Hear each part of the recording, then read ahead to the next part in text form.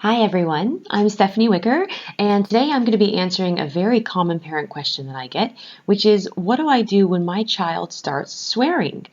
Oh, yeah, so this is a pretty good one. I like this one. Look, the truth is that kids are going to be hearing swear words. That's kind of out of our control if they go to a school or if they hang out at the playground or if they have friends that are not, siblings, then guess what? They're going to be exposed to things that maybe we don't like, maybe we don't approve of, but we can't control the environment that they're in. We can't go to the school and bring earmuffs with us so they don't hear those curse words from their little friends.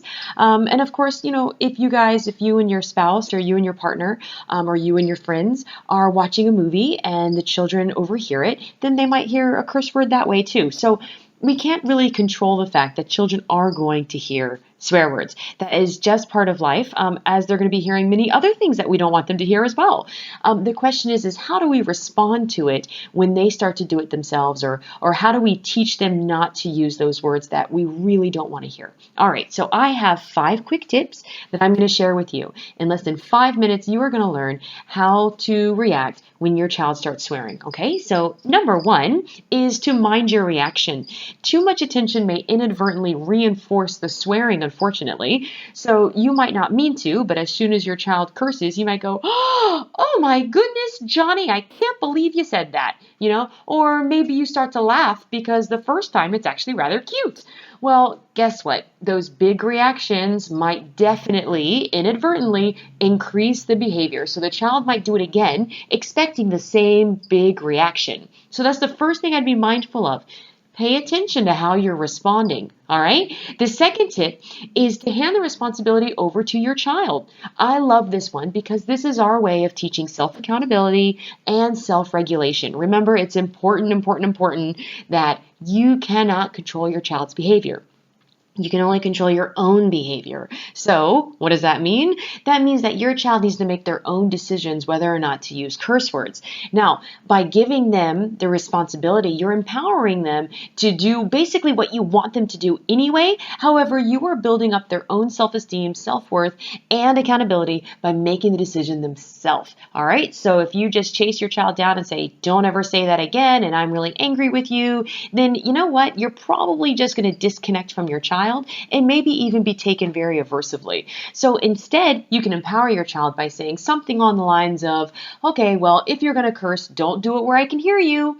And this gives them the power because, first off, you're not telling them not to do it. All right, so that's really important. But the second thing is that you are giving them contingencies. So you're saying that you don't ever want to hear it. That means that if you do hear it, then guess what? You can whip out a consequence. That is absolutely fine. But if you don't hear it, that's awesome. You can whip out a positive consequence or something, a reinforcing consequence, I should say. So anyway, placing a contingency ahead of time can be a very powerful tool. This is especially handy in older kids who have already learned the skills of self-regulation. So basically 5 and up, maybe 6 and up. All right, so tip number 3 is understand what's driving the swearing. Are they angry? Are they frustrated? Do they think it's really funny? What is going on? Why does the behavior continue to happen?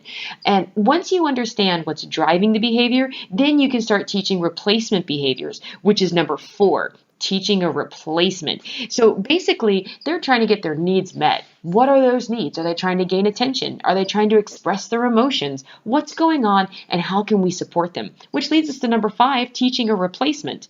All right. Pairing that replacement with motivation. So let's have a look.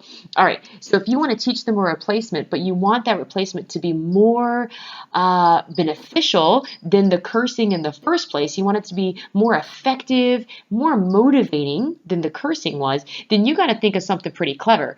The thing that popped into my head right away was maybe doing something silly, like making up some funny words that sound super goofy and then making it funny. So your child is much more likely to do that to get a big reaction. So if you say something like "fluffle nuggets" every time you drop something, and then your kid laughs really hard, like, "What?"